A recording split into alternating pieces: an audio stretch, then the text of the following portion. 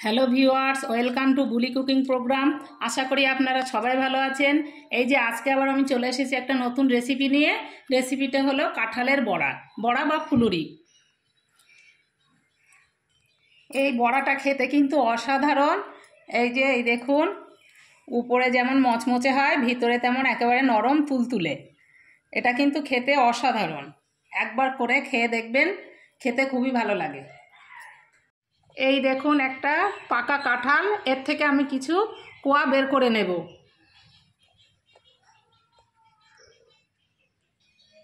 এই দেখুন কাঁঠালটা আমি ভেঙেছি, এখন আমি কিছুটা কোয়া বের করে নেব কাঁঠাল থেকে। এই দেখুন কাঁঠাল থেকে আমি এইগুলো বের করে নিয়েছি। এখন আমি এর থেকে বীজগুলো সব বের করে দেবো।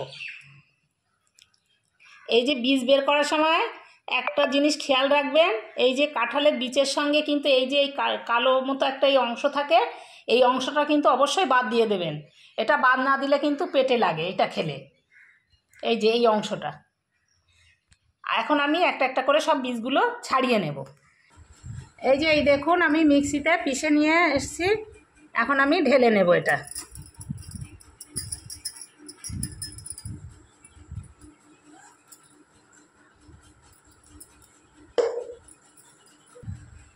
এই যে এখন আমি এতে চিনি দিয়ে দিচ্ছি। চিনিটা কিন্তু আমি খুব একটা বেশি দিব না, কারণ কাঁঠালটা মিষ্টি তো, সেই জন্যে চিনি বেশি দেব না। এখন আমি এই যে স্বাদ মতো লবণ দিয়ে দিচ্ছি। এই যে 1 চামচ মৌরি দিয়ে দিচ্ছি, আর 1 চামচ কালো জিরে,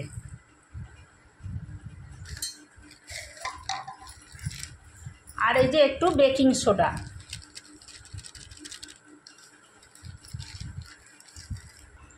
এক বাটি মতো আটা নিয়ে নেব। নিয়ে এখন আমি এটা ভালো করে মাখিয়ে নেব। এই যে এইভাবে আটাটা কিন্তু ভালো করে এই ব্যাটারটা মাখিয়ে নিতে হবে। এই যত ভালো করে মাখানো হবে ফুলুরিটা তত সুন্দর ফুলবে।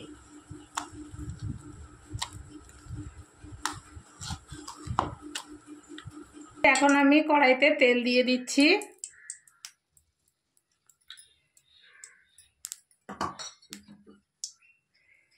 তেলটা গরম হওয়া পর্যন্ত আমি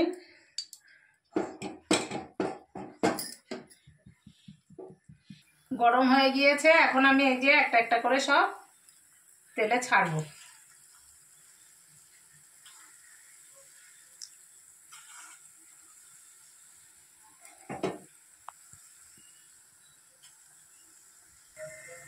এই দেখুন এইগুলো আমি সব আবার একটু করে উল্টিয়ে দিয়েছি। কত সুন্দর কালার এসছে দেখুন বড়াগুলো। আর এই তালের এই বড়া করতে গেলে কিন্তু লো ফ্লেম রেখে দিতে হবে, মানে মিডিয়ামে, খুব আস্তেও না খুব জোরে। সরি, আমি তালের বড়া বলে ফেলেছি, এটা তালের বড়া না, এটা হচ্ছে কাঁঠালের বড়া। আমার মুখ থেকে বেরিয়ে গিয়েছে এটা তালের বড়া, কিন্তু এটা কাঁঠালের বড়া। এই যে এখন আমি এগুলো সব তুলে নেব।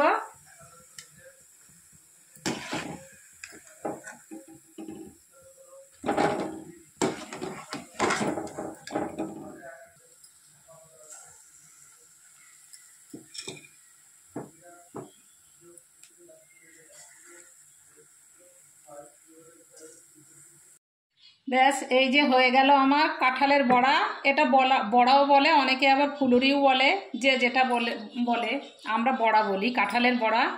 দেখুন কত সুন্দর হয়েছে, আর হয়েও যায় খুব তাড়াতাড়ি। এই দেখুন কত একেবারে সুন্দর, ভিতরে কত সুন্দর হয়েছে।